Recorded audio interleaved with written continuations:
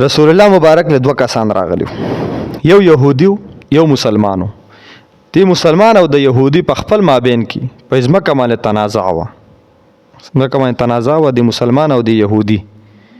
نو دی يهودي د مسلمان ته وی چې دا فیصله کو خو پچا کو، فیصله کو خو پچا کو. نو يهودي ورته وی دا فیصله کو استاسو په پیغمبر محمد رسول الله صلی الله علیه وسلم. دا مسلمان ورته وی نه دا فیصله کو په کعب ابن اشرف، دا د يهوديانو مشر.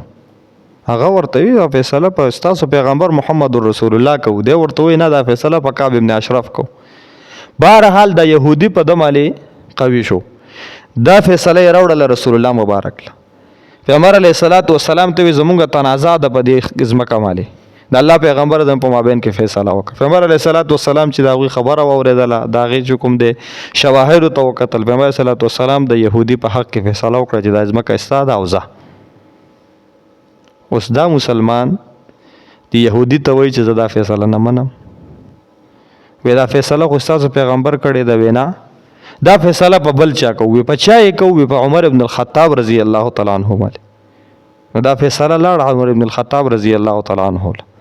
حضرت عمر رضی الله تعالی عنہ په دې وخت کې خپل کور کې و، دی حضرت عمر رضی الله تعالی عنہ आवाज ورکړه وته، وی زموږه مسله ده، سم مسله ده، په ځمکه متنازع ده، خاصه سو په دې باندې چې کوم دې څنګه تنازع ده. نو دی يهودي ورته وی چې د دې مسلې دا اوریدونه مخکې زما خبره وره. حضرت عمر رضی الله تعالی عنہ وایا وی دا فیصله مونږ رسول الله مبارک ته وړي وا، الله پیغمبر مونږ نه دا فیصله اوریدلې دا، بیا فیصله کړې ده زما په حق کې، خدا مسلمان نه مني.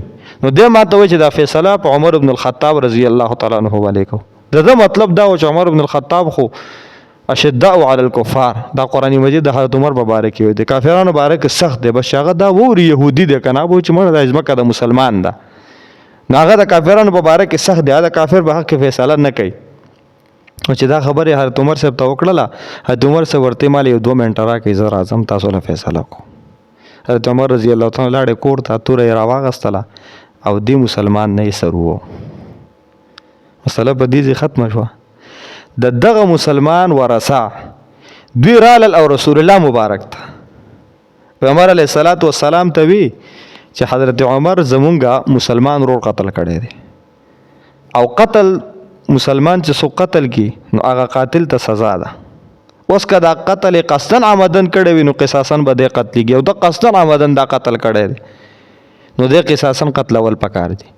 حضرت عمر رضی الله تعالی عنہ متعالی چې رسول الله مبارک عدالت ولګو فیصله وکړله، نو دا فیصله د حضرت عمر رضی الله تعالی عنہ خلاف، بس حکم یې وکړو حضرت عمر رضی الله تعالی عنہ به قصاصا قتلیږي. او د الله پیغمبر دونه خپه دی پدې چې دی خو مې د خدای نه غوښته دی، پدې خو مې الله ته جړلې دی، اللهم عز الاسلام بیا حد العمر، تا خو مې په سوالونو ته غوښته دی، پدې خو زه اسلام ته عزت ورکوم.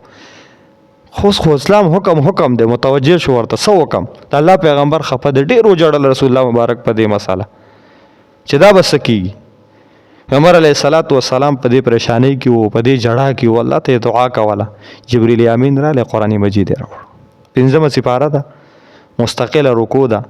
جبرئیل امین پیغمبر علیه الصلاۃ والسلام ته وی چې حضرت عمر مسلمان نه دی قتل کړي، منافق قتل کړي، او منافق دا مسلمان نه نو دا کافر قتل کړي، او د کافر په قتل باندې قصاص نشته دی، نو لهدا په حضرت عمر قصاص نشته دی. الله چې د آیتونو رسول الله مبارک سونه خوشاله د الله پیغمبر هغه ټول تکلیف، هغه درد، هغه رسول الله مبارک حسرتونه هغه بیرته راوپش. پیغمبر علیه الصلاۃ والسلام را له صحابو کې اعلان وکړو، وی ماته جبرئیل امین قرآن راوړو او دغه ورثه راوغختل، استاسو دا ورور، استاسو دا کشر، او استاسو دا کس دا مسلمان نه، دا منافق. وی څنګه منافق او کلمه ویله؟ رسول الله مبارک ورته وی زما رب ماته په دې قرآن را لېږلی دی چې دا منافقونه هغه مسلمانانو، هغوی رسول الله مبارک دا خبره ومنله، او حضرت عمر رضی الله تعالی عنہ د دې قصاص نه بچ شو.